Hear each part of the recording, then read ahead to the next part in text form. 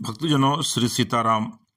सरस्वती माता के विषय में कहा गया है, सरस्वती महाभागे विद्ये कमललोचने विश्वरूपे विशालक्षे विद्यादेहि वृंदांबरे।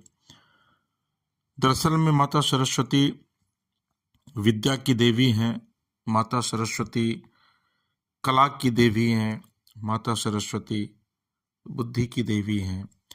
और आप अगर जीवन में जो वाणी आपके मुख से निकलती है, ये वाणी भी माँ सरस्वती की ही देन है कि आप कितना अच्छा बोलते हैं या फिर कितना बुरा बोलते हैं।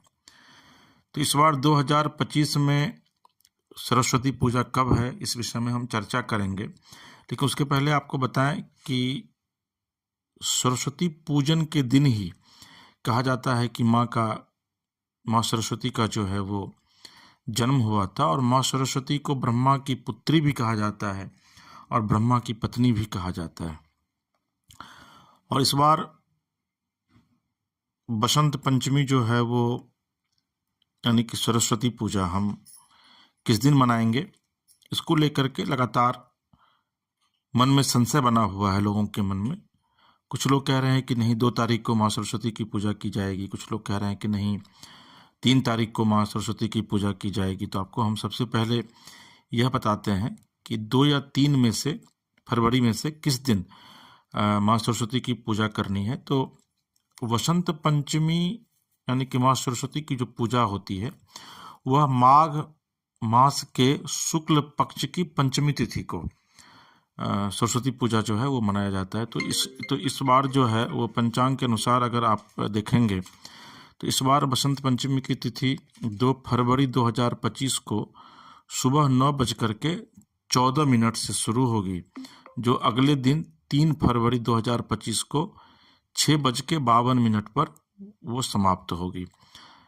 तो इस वजह से अगर आप सही मायने में देखें तो बसंत पंचमी का पर्व जो है वो 2 फरवरी यानी कि रविवार को मनाई जाएगी।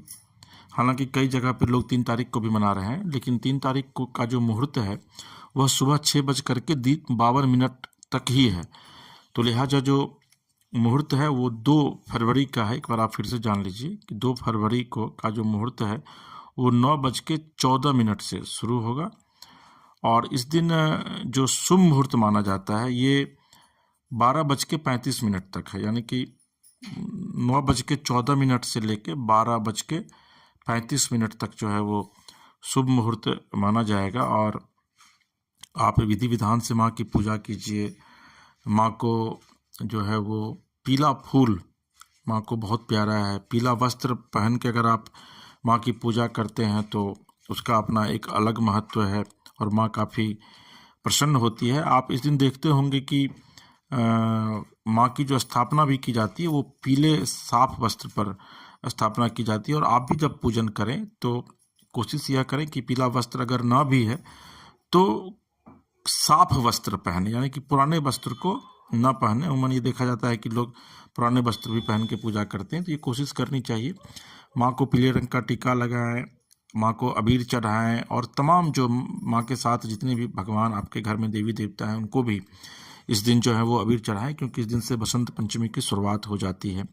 माँ को पीला रंग जो है वो काफ़ी प्रिय है, माँ पीले रंग से बहुत ही प्रसन्न होती है। तो माँ को कोशिश कीजिए कि पीला फूल जो कनेल का होता है वो अगर मिल जाए तो उससे माँ बहुत प्रसन्न होंगी। गेंदे का पीला फूल मिल जाए तो बहुत प्रसन्न होंगी। और पीली मिठाई भी माँ को चढ़ाइए, पीली हल्दी चढ़ाइए, पीला फल अगर नारंगी मिल जाए तो नारंगी माँ को चढ़ाइए, गाजर चढ़ाइए, शकरकंद जो एक होता है वाइट कलर का वो माँ को चढ़ाइए। और जो आप पढ़ते हैं, जो खास करके छात्र हैं, वो अपने किताब कॉपी और एक कलम को माँ के पास ज़रूर उस दिन रखिए। और केसर का तिलक जो है वो खुद लगाइए।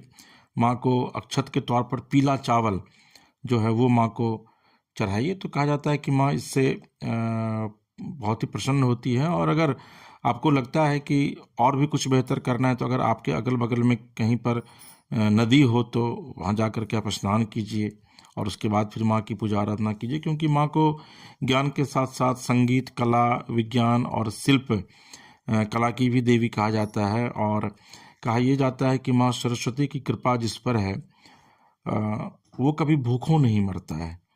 और यही वजह है कि माँ के हाथ में आप देखते होंगे कि माँ के हाथ में पुस्तक, वीणा, माला जो है वो रहती है और माँ श्वेत कमल पर विराजमान रहती हैं। तो एक बड़ी अच्छी पंक्ति भी है, माँ कमल पर आसीन विराजती है माँ कमल पर। तो इसको लेकर के जो है वो आप अगर इस बार पूजा कर रहे हैं तो इन तमाम बातों का ख्याल जरूर रखिए। शाम के वक्त में जो छात्र हैं, खास करके जो छात्राएं हैं, वो माँ की आरती कीजिए, विधिवत आरती कीजिए।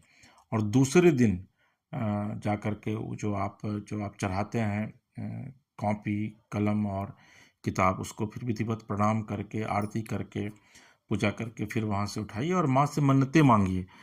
देखिएगा निश्चित तौर पर अगर आप पवित्र हृदय से माँ का स्मरण करते हैं, सुमिरन करते हैं, तो माँ जो है वो आपको अच्छा न सिर्फ फल देंगी, बल्कि आप जो तैयारियां कर रहे हैं, कंपटीशन की जो परीक्षा की तैयारी कर रहे हैं, उसमें आपको सफलता भी मिलेगी। तो आपको हमारा ये कार्यक्रम कैसा लगा, आप हमारे कमेंट बॉक्स में जा कर के कमेंट कीजिए।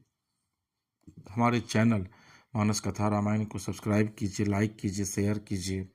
और अगर आप अपने इलाके में मानस कथा यानी कि रामायण का निःशुल्क पाठ कराना चाहते हैं तो नीचे दिए गए जो नंबर है, मोबाइल नंबर 9431288046 पर संपर्क कर सकते हैं। ये कथा पूरी तरीके से आपके इलाके में निःशुल्क होगा।